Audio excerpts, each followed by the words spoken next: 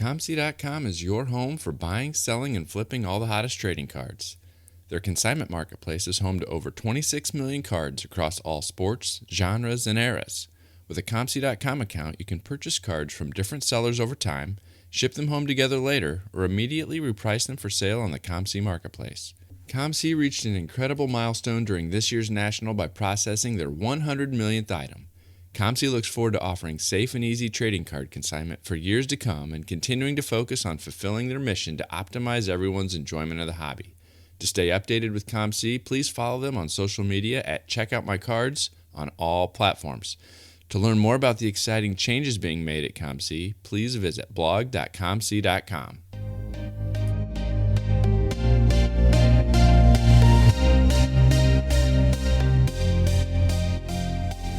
You're listening to the WaxPackHero Sports Card Minute, a podcast where we discuss both the hobby and business sides of collecting.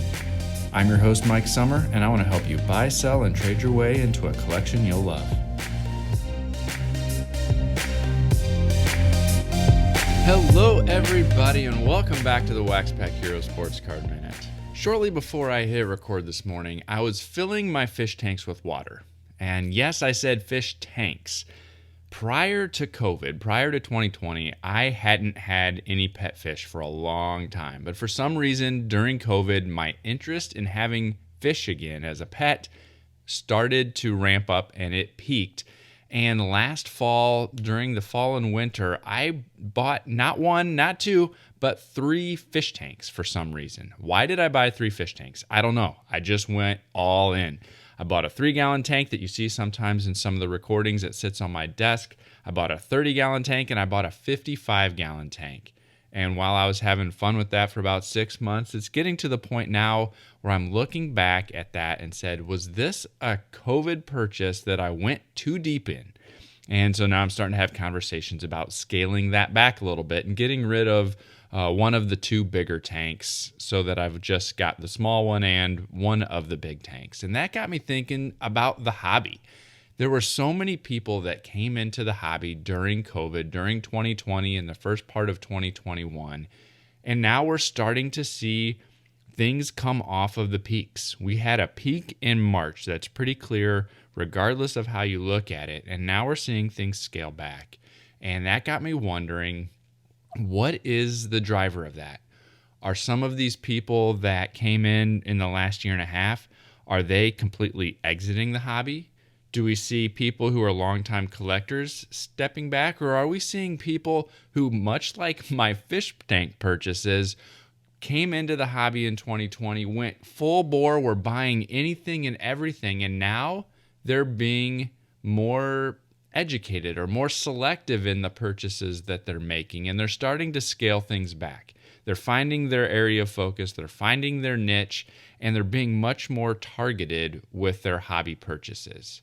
I'm wondering if that's what we're seeing. So much like me going overboard with the fish tank purchases, I think some people were going overboard with their hobby purchases for the last year, and now we're seeing some things start to normalize again. Hopefully that is going to help people find a healthy balance. Anyway, curious what your thoughts are. Let me know what you think. If you've seen the same thing, if you had any similar experiences, whether it's in the hobby or whether it's with some other hobby outside of cards, let me know if you've had something similar, if you think I'm way off base with this. During this year's National, I spent quite a bit of time at one particular booth, and that is the Singles Club. I'm sure you saw some of the tweets I made about their booth. Dr. Beckett and I discussed their booth in our podcast episode that we recorded live at the National, and I had a blast at the Singles Club. And that is who my guest is today. Today I've got one of the 2 men behind the Singles Club, Cody Schmidt. He joins me to talk about their booth, their background, and how they came up with that idea. So we're going to get into that interview with Cody after I tell you about Underdog Collectibles, the online shop run by collectors for collectors. They break new product every Tuesday, Thursday, and Sunday night. You can find them at udogcollect.com to see what they're going to be breaking this week, and you can also find them at their brick and mortar store in Knoxville, Tennessee. You can go and check out their selection of wax, their selection of singles, and you can even watch some of the live breaks right there in the shop. Check them out at udogcollect.com and tell them WaxPackHero sent you. Now, our interview with Cody. Cody, welcome to the show. Thanks, Mike. Thanks for having me. I'm glad that we finally get a chance to talk here for a conversation online. I first discovered the Singles Club at the 2019 National. I get thrown off there with the year break that we had for COVID, but the 2019 Nationals, when I first stumbled across you guys, spent some time at your booth in 2021 as well. And so I thought maybe we could start our conversation with the Singles Club at the National. Where did that idea come from? It goes back, 5, 6, 7 years. So Chris, my partner, and I, we've, like a lot of people, we started collecting cards. We're both in our 40s. We started collecting cards in the 80s, 90s, like a lot of kids, where, back in the day when, there were cards at every drugstore, gas station. So collected cards off and on, all the way from then until probably, just for fun, between then and probably 2012, 2013. And then starting in like 2013, we started buying some collections. This was obviously long before things exploded like they have. So we'd buy collections. And, for us, the best part about buying collections was always just going through the bulk stuff. So we would go through all the bulk stuff, and, collections didn't cost a lot back then. People were just looking to get rid of stuff, just had a blast going through the bulk stuff. We'd each keep a couple things, and it was never really the high dollar cards. We each keep, let's say there's an old Yankee relic or an old Rod Carew relic. That's what we keep, and then we just get rid of everything else. So we did that for a while, and then start in 14, 15, we started buying bigger collections, and then we're like, instead of just keeping a couple things and giving everything else away, why don't we start doing some shows? We started doing shows again, and we were always kind of the guys that enjoyed looking through dollar boxes, $2, $5 boxes. So as shows got bigger in 15, 16, 17, and cards began to get worth more, we'd go to all these shows, and we were still drawn to the tables that had lots of stuff to go through, as opposed to the tables that have two showcases with $500 to $10,000 cards, which those are great too. They just didn't draw our attention. So it just kind of evolved where, like, this is what we like to do.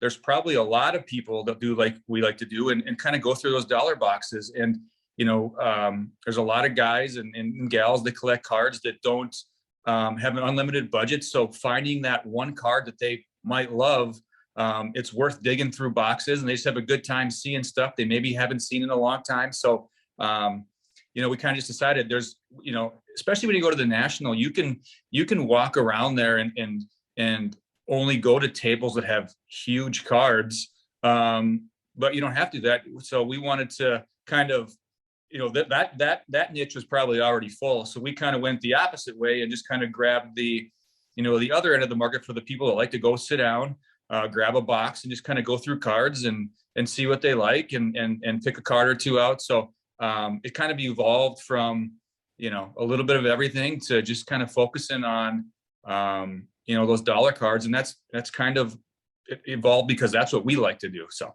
what was the first year that you set up?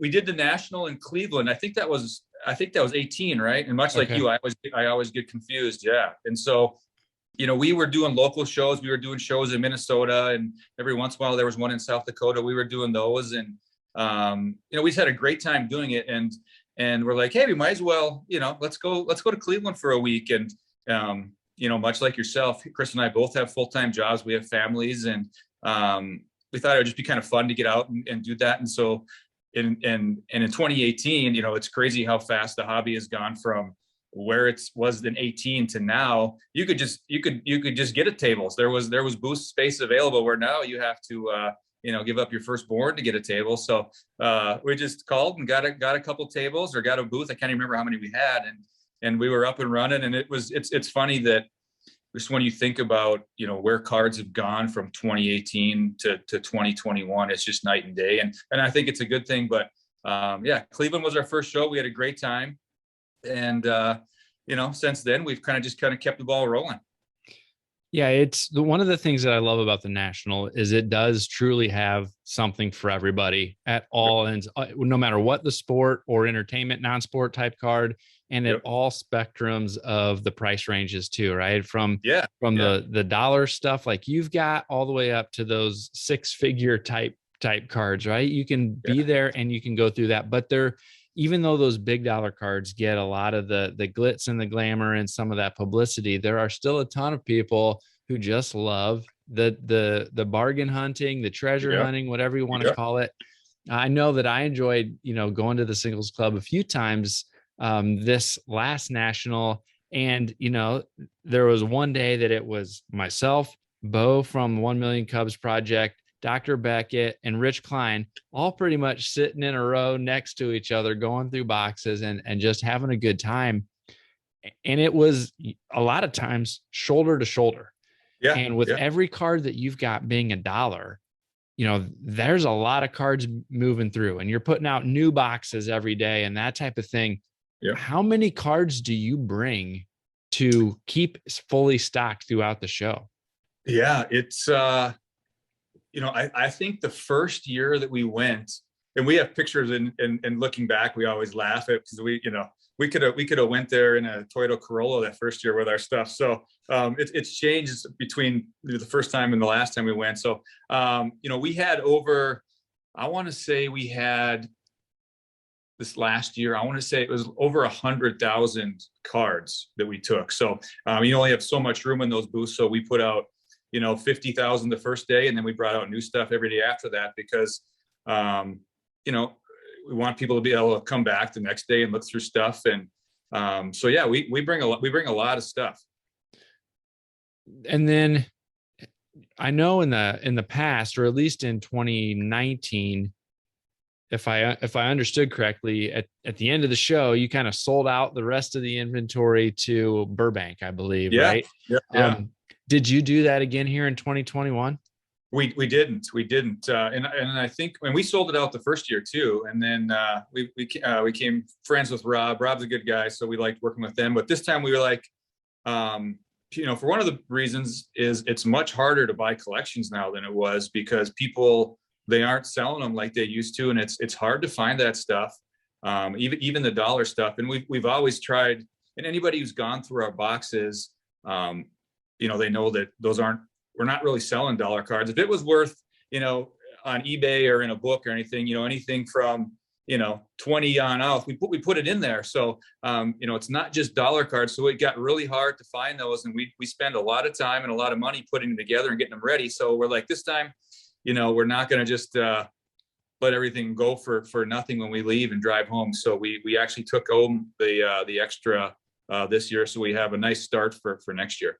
Yeah, that's a great point. The market is so much different than it was in 2017, 2018, and 2019. It really wasn't that hard to find people moving big collections. We're Right. coming off a not great time in the hobby. So a lot of people went into it thinking those lower end cards weren't really worth much anyway. So it wasn't that hard to find these collections for really good prices. How do you source those collections? Where were you finding success in tracking down those big bulk collections? Well, one thing, we would travel to go get them. We'd see them listed, and I know it's much harder now. You'd see them listed on Craigslist or Facebook, and we'd drive all over the place. There was many times where we rented a U-Haul and drove. I remember one time we did a 24-hour cannonball run to Nebraska and fill a U-Haul. We did the same thing to Pueblo, Colorado one time. We would just drive and get them, and you meet people at shows locally that, hey, I collected cards in the 2000s. I have them all sitting in my house. So sometimes they were 5,000 card collections, and sometimes they were 105,000. So we would just go wherever they were. It took a lot of time and a lot of effort, but like I said, we enjoyed it, and it was a nice, it was something different than our regular job. So it was just enjoyable for us. You definitely have that big presence at the National. You talked about going and attending some shows and looking at things. Yeah. What card related ventures do you have kind of in between the National from year to year? Are you selling on eBay? Do you guys have a shop? Do you do other shows? What are you kind of doing in between Nationals to kind of keep that cash flow going, or keeping that business itch being scratched? Yeah, we do as much as we can. A little bit of eBay selling, not a ton, but we actually host some shows here locally in North Dakota. So I think we've had 8 in the last year. So we kind of do them in the fall and winter and take the summer off because people are out and about. We do some shows in Minnesota. Like I said, we do some shows in South Dakota. We've done a couple. So we try to stay active. And if we don't set up at a show, we like to drive to whatever ones we can get to. There's some good shows in Minneapolis. We'll go to those. Chris was just at a show in I think he was in Omaha. He just happened to be down there doing some family stuff. So we'll go wherever the cards are. I mean, it's one of those things where it's almost like, there's these big shows. There's like a show circuit now, and we're just going to the smaller ones. So we do what we can. You have to, if it's something that you want to do and kind of stay in the hobby, you gotta keep moving with it. Now, are you setting up at those, or are you just going to buy? Sometimes we set up. Yeah. If we have the weekend and we can get there, we'll go set up. Yeah. You talked about collecting as a kid. Just curious, what does your personal collection look like now? Are there particular sports, players, years, eras, anything that you're kind of collecting now as your own personal collection? Yeah, I collect stuff that's basically worthless. So I like 80s stuff. So I don't know if you remember, but there was in '87, Don Mattingly had an all-star card, didn't have a trademark on the front of it. And that was a big deal. So that's one of the things I collect. Every time I come across one of those, I buy it. So I collect weird stuff like that, 80s stuff, 90s stuff. And of course, we also, if you can come across a nice, a Tom Brady or a Kobe or something, we collect those. But, for the most part, we kind of collect the same stuff that we sell, just that we find the ones that we really like. For whatever reason, it might look nice. It might be, from when we were a kid, or it might be our favorite teams. And that's the stuff we collect. I don't put a lot of pressure. And that's one of the good things I think about the hobby is there's something for everyone, right? Whether you're the dollar box treasure hunter, or you're buying, $100,000 LaMelo Ball, RPAs, there's something for everybody. And, I think that, in 2021, there seems like there's a lot of pressure for people to have the most expensive stuff or the best collection. But, for my advice to people going into the hobby or being in the hobby is just collect what you like. And if it's worth $5, it's worth $5, and you enjoy it, and you go look at it every once in a while and be glad you have it. Yeah. Some of those random, like oddball food issues and things like that.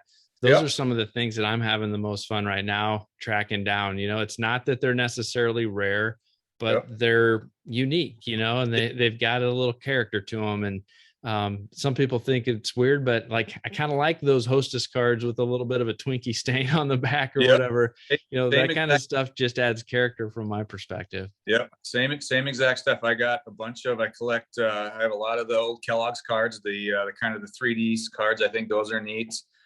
Just random stuff is the stuff that I keep. So yeah, like I said, I think there's something in the hobby for everybody, and that's what makes it so good. You talked about, having a family as well. Does anyone else in your family collect? Do you have kids, or, do they collect? Or? Yeah, I have 2 daughters. My younger daughter is a huge professional wrestling fan. And so she collects wrestling cards, and when we go to shows, she'll always bring her a little box of wrestling cards and set them up for sale. And it's always nice when she makes a few sales.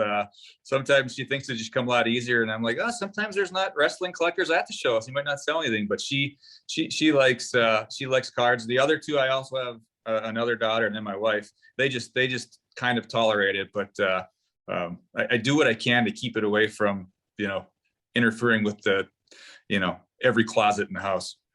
Yeah, I have 2 daughters as well, and they help me from time to time at the shop.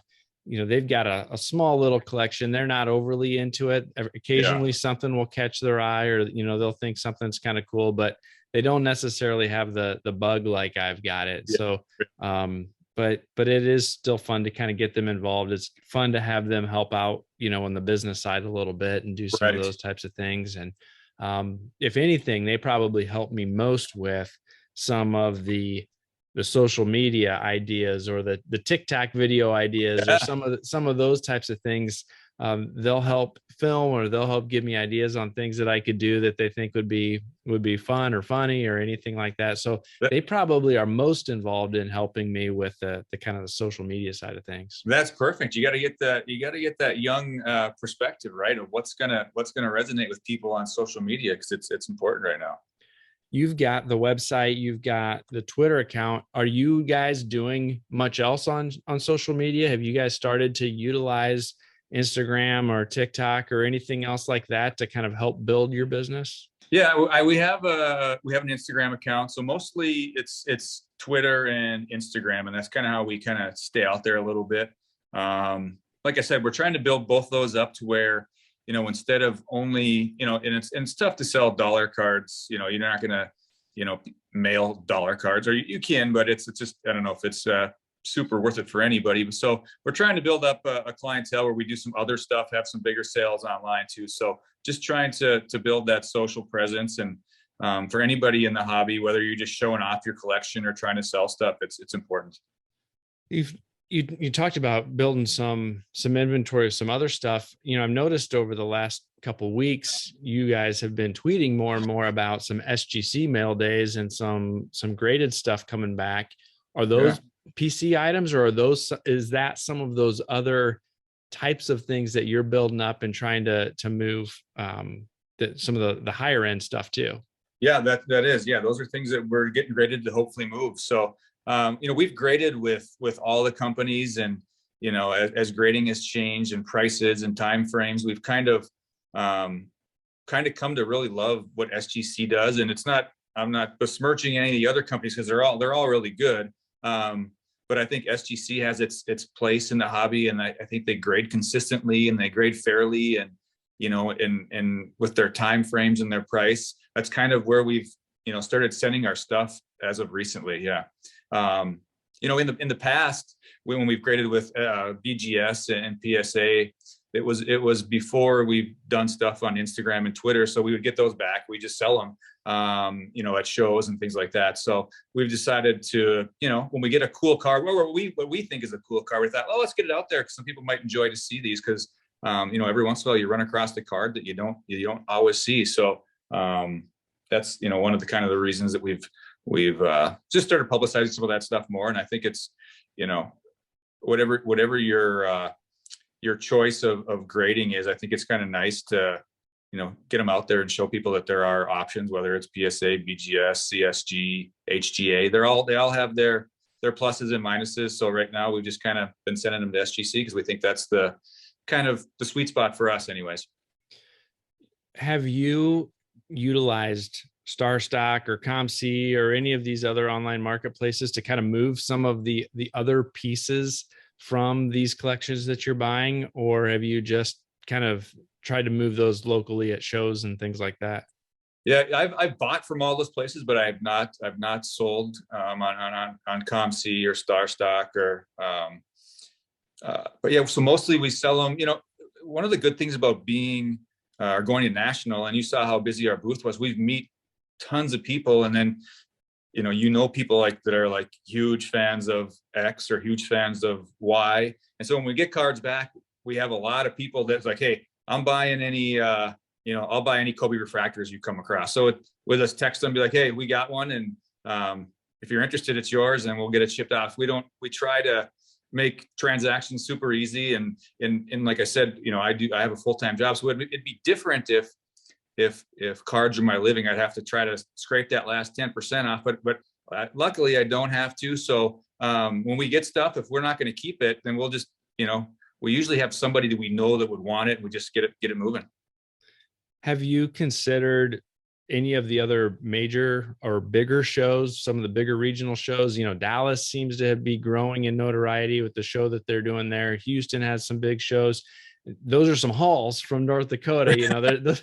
That's not a quick trip, but with the success and the popularity that you've seen at the Nationals, I was just curious if you've considered doing another kind of fall or winter type show kind of mid-year to kind of capitalize on that popularity. Yeah, for sure. We've talked about it, and I think eventually we will, just trying to find the one. Like you said, it's a haul. So if you're moving 100,000 cards from North Dakota to Dallas, that's going to be, I don't know, either either someone's going to have a lot of windshield time or there's going to be a huge shipping bill. So we're trying to figure out which one makes sense. I know the Dallas show is good. I know those. I have never been to the fanatic shows in Chicago. Is there one in the fall and one in the spring? I think I heard that. I heard they're really good. So I think we are going to try to get out there a little more, just trying to figure out the best way to do it. And as you know, it's just setting up at the national. It's super expensive, right? I mean, you got to get there. You're there for a week. You got to figure out a way to get your cards there. You got booth rental. You got to feed the people that help you for the week. So, and when you're only making that back $1 at a time, it can be, you got to make sure that it works financially. But I think we will at some point try to figure out a way to get to some of these other shows. Because like I said, I think it's great. You have all these big shows, this kind of circuit where there's Dallas and there's ones in Florida now. And I know on the East Coast, they have a few big ones in Philadelphia. And I think it's great. And I'd love to be able to get out there to all of them if I could. It's, North Dakota's just a little out of the way. Plus, you've got the fact that you have to take time off work from the day job. You've got, family and all of those types of things that go. It's not necessarily easy. That was one of the other things that, I was curious about with having the card side of things, with having family commitments and the full-time job. Have you had a challenge, or have you found it challenging to kind of balance the business side, time spent with cards, and the time spent with family and the full-time job? Has balance been an issue that you've had to deal with at all? Yeah, it has. I mean, and especially, because of the fact that what we do is pretty time consuming, right? Because you get these cards, you gotta sort them. We sort them into sports. You gotta sleeve them. You gotta box them. So some of that stuff can take a long time. You got to go. You might be gone for a weekend when you go get a collection and get them. And so luckily I have a pretty supportive wife that puts up with a lot, but I can tell when she's like, okay, that's enough this weekend. You've been sleeving cards for 7 hours. We're done with cards for now. So I'll put the cards away. But definitely, much like you, I'm sure you have to kind of in the back of your mind keep track of, okay, I'm at my regular job this many hours. I'm at the shop this many hours. I'm at home, mailing stuff this many hours. I gotta make some family time too. So for a long time, as we were, those first couple of years, as we were gathering all the stuff we took to the first few shows, we did spend a lot of time getting ready. And I think I've done a better job recently here, kind of balancing that or doing it, either early in the morning or late at night when everybody else is sleeping, just so I'm not always doing cards every waking moment when they're up on the weekend. So. Yeah, that's a lot of my time is also early in the morning. I'm an early riser. And so I'm able to get quite a bit of stuff done before other people wake up on the weekends. And so that's nice. Or even before I go to work in the morning too. Yep. I always like to also just, ask people, because I'm always curious where and what other people are watching, listening to, and learning from. Are there any podcasts, webcasts, anything like that you are a big fan of, that you kind of are your go-to sources for hobby content? Yeah, I got a dog, so I'm always taking my dog for a walk. I listen to all of them. I listen to yours. I like Sports Card Nonsense, the one from Bill Simmons' site. I think those guys do a good job. I think that one's interesting. I listen to Card Talk. There's a couple other ones I listen to, but all the big ones I listen to Eric's, and so it's nice to get different perspectives. So when I'm out there for a half hour, whichever one's got a new episode, I'm in. So you can learn stuff, and anytime you can one of the things I think that people get in trouble with, or not in trouble, but they kind of, in this hobby, they'll focus on one thing and they'll kind of get like, okay, I'm only buying this guy and that's it. And then they kind of lose sight of the fact that, hey, there's other sports, there's other guys. So listening to that gives you ideas about, hey, maybe I should think about collecting X, or I haven't bought a whatever, an Albert Pujols card in a while. I'm gonna go find an older Albert Pujols card. So I try to be out there and listen to all of those. I watch, at night when everybody finally goes to bed, I'll throw on go to YouTube and watch some of the YouTube content providers. I think they're interesting, and see what they're doing at some of those big shows that we've talked about, see what's out there. And I think it's all interesting. I really enjoy the hobby, and I'm open to any of this stuff. At a minimum, I know that even if I'm not interested in collecting it, I'm learning about it so Yeah. that when I see that kind of stuff in a show or in a collection that I'm scouring, or somebody brings some of that stuff into the shop or whatever it might be, I'm more knowledgeable about what it is and what's good and what to keep an eye out for. And so Yeah. even if Yep. I don't want to collect it, I'm learning by Yeah. listening to that wide variety. I don't have a lot of graded cards in my collection, but I want to learn about them. I want to learn what to look out for. I want to learn those pricing discrepancies between one grade company, or one grading company and another grading company, so that I'm more educated when I come across that kind of stuff. So that's one of the things I love about the landscape of hobby content that's out there. Yeah.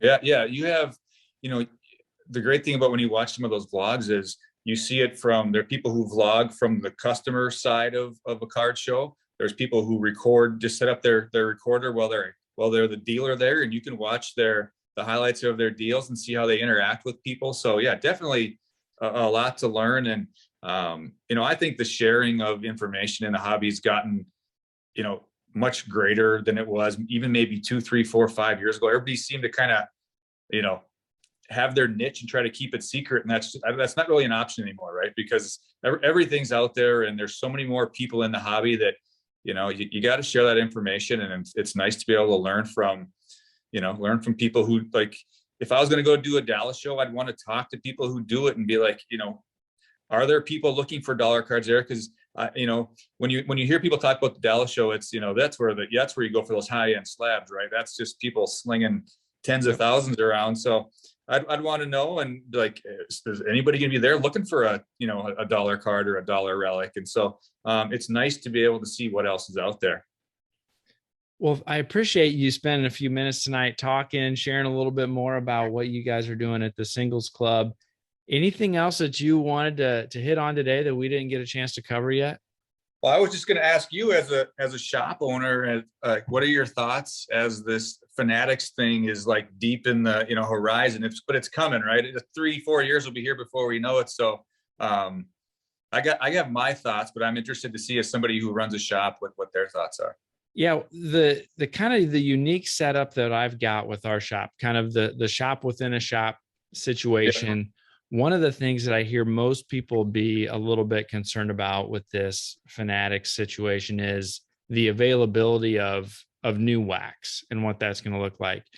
I don't necessarily have that issue for me right now, because part of my arrangement is the main shop that I sublease from, he's the only one who is selling the brand new wax. And so I don't have to worry about stocking or anything like that, or what that's going to look like if they kind of cut things off or reshape what those hobby configurations and that type of thing are.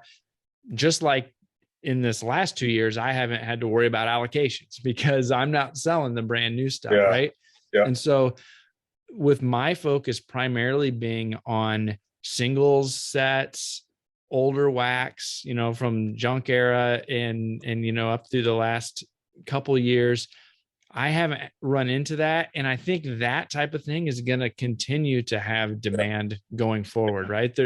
I've told people, we don't know what the future is going to look like, but we do know there's 100 years worth of cards for us to collect from sports and non-sports and that type of thing. And I don't think anytime in the near future that demand or that desire or that interest in all of those cards that have already been released, I don't think that's going away.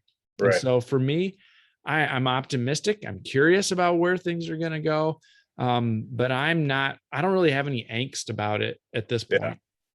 Yeah, I think it'll be interesting, because I think, there's kind of two ways it can go. Like, Fanatics can be like, let's this model's been around for 100 years. Let's kind of keep it how it is, how consumers get their cards, and let's just let it go as it was. Or they can kind of turn it on its head and just completely change how people are able to get their cards. Whether it's, you can go on Fanatics website and order 50 LaMelo Ball rookies direct to your place. So I'm interested to see as a, because they're a direct consumer company, right? They're not they're not going to go after these licenses to just limp along. They're going to try to do something big. So I'm interested to see if whatever that is, 3, 4, 5 years from now, if it's like there's this big delineation of, okay, this is how cards were collected for 100 years, and that's gone, and this is how they're collected now. So, but whichever way it does shake out, I think it'll be fine. And like you said,